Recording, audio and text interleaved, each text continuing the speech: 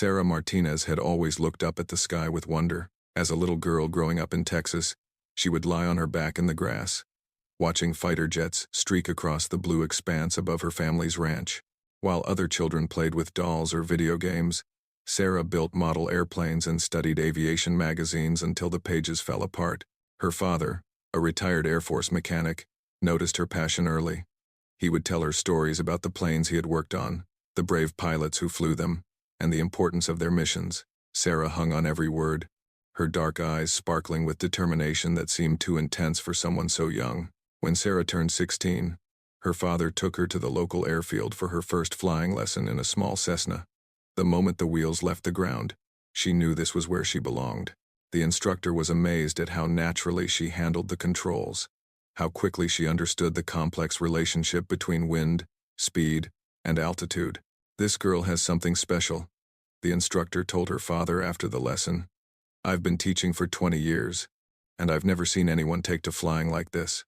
Sarah threw herself into her studies with renewed focus. She excelled in math and physics, subjects that would be crucial for her dream of becoming a fighter pilot. Her teachers were impressed by her dedication, but some of her classmates didn't understand her ambition. "Why do you want to do a man's job?" one of her friends asked during lunch. "Flying fighter jets is dangerous and complicated. Wouldn't you rather do something more normal?" Sarah just smiled and shook her head. She had heard these comments before, and they only made her more determined. She knew that women had been fighting for their place in military aviation for decades, and she was ready to continue that fight. During her senior year of high school, Sarah applied to the Air Force Academy. The application process was grueling, requiring excellent grades, physical fitness tests, leadership experience, and multiple interviews. Many people tried to discourage her, saying the academy was too tough for women, especially those who wanted to fly combat aircraft. Her guidance counselor, Mrs. Peterson, called her into the office one day with a concerned expression. "Sarah, I think you should consider other options. The Air Force Academy is extremely competitive, and even if you get in, the chances of becoming a fighter pilot are very slim. Maybe you should look at civilian aviation programs instead." Sarah listened politely, but her resolve never wavered. That evening, she sat with her father on the porch, watching the sunset paint the sky in brilliant oranges and reds. "Dad, do you think I'm crazy for wanting this so badly?" she asked. Her father looked at her with pride in his weathered face. "Mija, I've seen you work harder than anyone I know. You have the skills, the intelligence, and the heart for this. Don't let anyone tell you what you can or can't do." The acceptance letter arrived on a cold February morning. Sarah's hands shook as she opened the envelope, her mother and father standing nervously behind her. When she read the words, "Congratulations, you have been accepted," she let out a whoop of joy that could be heard across the ranch. The Air Force Academy was everything Sarah had imagined and more. The academic workload was intense, the physical training was brutal, and the military discipline was unlike anything she had experienced. But she thrived in the challenging environment, earning respect from her classmates and instructors through her hard work and natural leadership abilities. During her second year, Sarah began the process of selecting her career field. When she indicated her desire to fly fighter aircraft, several officers tried to steer her toward transport planes or tankers. They explained that fighter jets required exceptional physical strength and mental toughness that might be difficult for women to maintain. Colonel Williams, her advisor, was particularly blunt during one meeting. "Martinez, you're a fine cadet, but fighter aviation is the most demanding job in the Air Force. The G-forces alone can be overwhelming, and in combat situations, you need split-second decision-making under extreme pressure. I'm not sure women have what it takes for that kind of stress." Sarah listened respectfully, but inside, her determination burned even brighter. She began training even harder, spending extra hours in the gym building her physical strength and endurance. She studied tactics manuals late into the night, memorizing every detail about air-to-air combat and flight dynamics. Her flight instructor, Captain Davis, was one of the few who seemed to believe in her potential. He was a former F-16 pilot who had flown combat missions in the Middle East. During their training flights, he pushed Sarah harder than the other students, but he also saw something special in her natural flying ability. "You have instincts that can't be taught," he told her after a particularly challenging training mission. "Your spatial awareness and reaction time are exceptional. Don't let anyone convince you that you don't belong in a fighter cockpit. As graduation approached, Sarah maintained her position at the top of her class while continuing to face skepticism about her chosen career path. The night before the assignment announcements, she couldn't sleep. She walked out to the quiet parade grounds, looking up at the stars that seemed so much closer in the thin mountain air of Colorado. Tomorrow would determine whether years of dreaming and training would pay off, whether she would get the chance to prove that a woman could excel in the most demanding flying job in the military, whether all those people who doubted her would finally see that determination and skill mattered more than gender. The morning sun rose over the mountains as Sarah prepared for the most important day of her military career so far. The assignment ceremony was held in the Academy's main auditorium.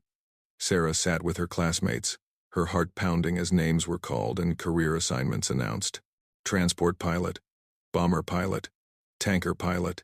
Each announcement brought her closer to learning her fate. Cadet Sarah Martinez.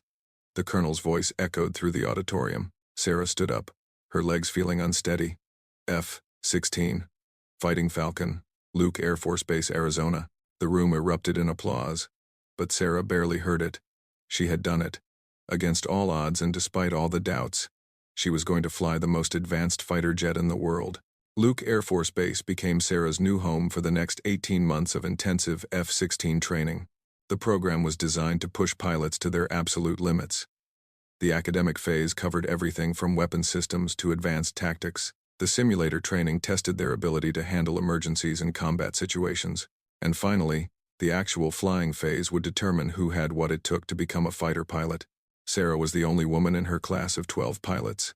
Some of her classmates welcomed her warmly, but others remained skeptical. During the first week, she overheard two of them talking in the break room. "I give her 2 months before she washes out," one said. "The G-forces in the F-16 are no joke. I've seen guys twice her size struggle with the physical demands. Even if she makes it through training, she'll never handle combat," the other replied. "When bullets start flying and people are trying to kill you, you need someone you can count on, not someone who might panic." Sarah pretended not to hear, but their words stung. She channeled that frustration into her training, working harder than anyone else in her class. While her classmates went out for drinks after long days, Sarah studied weapons manuals and flight procedures. While they slept in on weekends, she was in the gym building the physical strength needed to handle the crushing G-forces of high-performance flight. Her first solo flight in the F-16 was a moment she would never forget. The plane was unlike anything she had ever experienced. The power was incredible, the responsiveness immediate, and the feeling of speed was intoxicating. As she climbed through 30,000 feet, pushing the aircraft through its paces, she felt a deep connection to the machine that would become her partner in the sky. Major Thompson, her primary instructor, was tough but fair. He had been initially skeptical about training a female pilot, but Sarah's performance quickly changed his mind.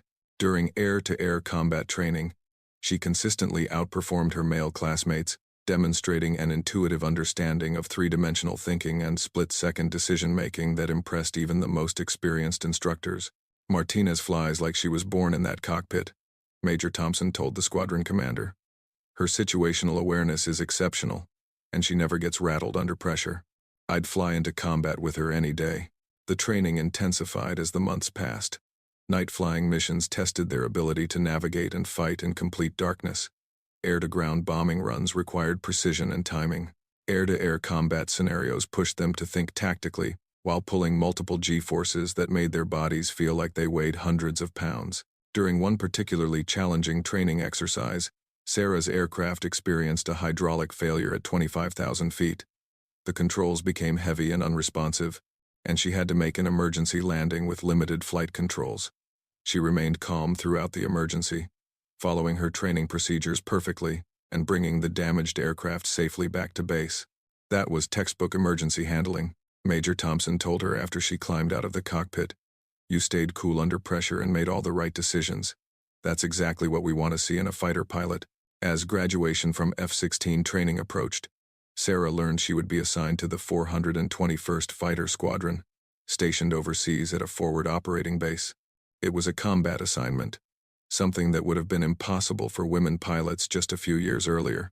She would be one of the first female F-16 pilots to be deployed to a combat zone. The news created quite a stir among the military leadership. Some generals questioned whether it was appropriate to send women into harm's way. Others argued that if women were going to be fighter pilots, they needed to be held to the same standards and expectations as men. Sarah's squadron commander, Colonel Harrison, called her into his office the day before deployment. He was a veteran pilot with over 3,000 flight hours and multiple combat deployments. "Martinez, I'm going to be straight with you," he said, leaning back in his chair. "There are a lot of people watching this deployment very closely. Some are hoping you'll succeed, and others are waiting for you to fail. The pressure on you is going to be intense." Sarah sat up straighter. "Sir, I understand the situation. I'm ready for whatever comes our way." Colonel Harrison nodded approvingly. "I've read your training reports, and they're impressive. But training and combat are two different things. When you're flying over enemy territory and surface-to-air missiles are being fired at you, that's when we'll really see what you're made of." The deployment base was located in a desert region where tensions had been escalating for months. Intelligence reports indicated that enemy forces had been building up their air defenses and were becoming increasingly aggressive toward Allied aircraft. Sarah and her squadron would be responsible for maintaining air superiority over a strategically important area. On her first night at the forward base, Sarah stood outside her quarters looking up at the star-filled desert sky. The air was hot and dry, and she could hear the distant sound of generators and radio chatter from the operations center. Tomorrow would begin the real test of everything she had trained for. Her roommate, Captain Jessica Wong, was a transport pilot who had arrived the week before. "Are you nervous?" Jessica asked, joining Sarah outside. Sarah considered the question carefully. "Nervous? Yes, but also excited. This is what I've been working toward my entire life. I know there are people back home who don't think women belong in fighter cockpits. I want to prove them wrong." The next morning brought Sarah's first combat briefing. Intelligence officers described the threats they might face, the areas they would be patrolling, and the rules of engagement they would follow. As Sarah listened to the briefing, she felt the weight of responsibility settling on her shoulders. She wasn't just representing herself anymore. She was representing every woman who had ever dreamed of flying fighters. The squadron prepared for their first mission as the sun began to rise over the desert horizon. Sarah's first combat mission was a routine patrol over the contested airspace. Flying alongside her squadron leader, she maintained radio silence as they cruised at 28,000 feet, their radar scanning for any signs of enemy aircraft. The desert landscape stretched endlessly below them, broken only by scattered villages and the occasional military installation. Viper led, "This is Control." The radio crackled to life. "We have multiple bogies approaching from the northeast.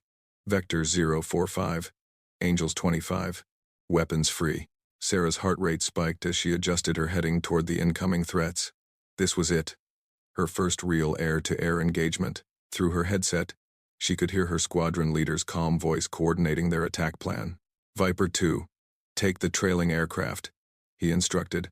"I'll engage the leader. Stay sharp." The enemy aircraft appeared on Sarah's radar screen as small blips moving rapidly toward their position. As they closed to visual range, she could see they were older Soviet-built fighters, but still dangerous in the right hands. Her training took over, and all the nervousness melted away, replaced by focused concentration. The engagement happened fast. Sarah locked onto her target and fired an air-to-air missile, watching as it streaked across the sky toward the enemy aircraft. The missile found its mark, and the enemy fighter exploded in a ball of fire and debris. Her first kill. "Good shot, Viper 2. Her squadron leader's voice came through the radio. That's how it's done. Over the following months, Sarah flew mission after mission, each one building her experience and confidence. She faced surface-to-air missiles, anti-aircraft fire, and challenging weather conditions. Her squadron mates began to see her not as the woman pilot, but simply as a skilled aviator who could be counted on in any situation. The missions became increasingly dangerous as enemy forces improved their tactics and equipment. During one particularly intense engagement, Sarah's aircraft was hit by shrapnel from an exploding missile. The damage was minor, but it served as a reminder of how quickly things could go wrong in combat. Captain Mike Stevens, one of the pilots who had initially doubted her abilities, approached Sarah after that mission. "I owe you an apology," he said. "I didn't think you had what it took to handle combat flying. I was wrong. You're one of the best pilots in this squadron." Sarah appreciated his honesty, but she was more focused on the mission than on proving herself to skeptics. She had found her calling in the cockpit of the F-16, and she was determined to excel, regardless of what others thought. The defining moment of her deployment came during what intelligence had warned would be a major enemy offensive. Large numbers of enemy aircraft were detected massing for an attack on Allied ground forces. Sarah's squadron was scrambled as part of a larger defensive operation. As they approached the battle area, Sarah could see dozens of aircraft engaged in aerial combat. Missiles streaked through the sky. Aircraft maneuvered aggressively to avoid incoming fire, and radio chatter filled the airwaves with urgent calls for assistance.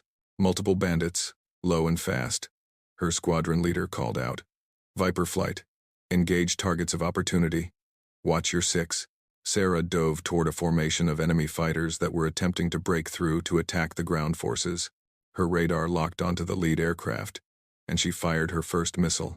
Direct hit. The enemy formation scattered, but more aircraft were approaching from different directions.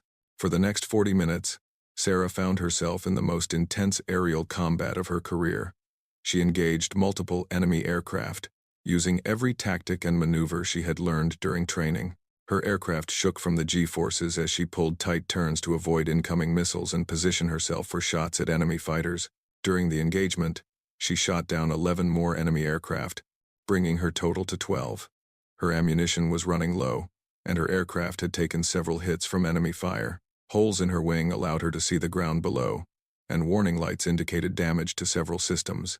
Viper 2, you're leaking fuel, her squadron leader observed over the radio. You need to head home now. Sarah checked her instruments and realized he was right.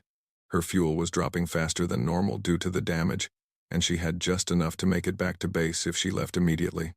But on her radar, she could see more enemy aircraft approaching the area where Allied ground troops were fighting. Lead, I've got enough left for one more pass, she transmitted, turning toward the approaching threats. Negative, Viper 2. You've done enough for one day. Head home. Reluctantly, Sarah turned toward home base, her damaged aircraft struggling to maintain altitude. As she flew back across the desert, she could see the smoke and dust from the ground battle below. Her squadron and other Allied aircraft had successfully prevented the enemy air attack, and the ground forces would be safe. Landing the damaged aircraft was challenging. The bullet holes in her wing affected the aerodynamics, and some of her flight controls were not responding normally. But Sarah's training and experience served her well, and she brought the fighter safely back to Earth. As she climbed out of the cockpit, ground crew members gathered around to examine the damage. Her aircraft was covered with bullet holes and shrapnel marks. Several critical systems had been damaged, and it was clear that she had been lucky to make it home. Colonel Harrison was waiting for her as she completed her post-flight inspection. 12 enemy aircraft in one mission, he said, shaking his head in amazement. That's more than most pilots see in their entire careers. Word of Sarah's achievement spread quickly through the military aviation community. 12 confirmed kills in a single mission was an exceptional feat for any pilot, male or female.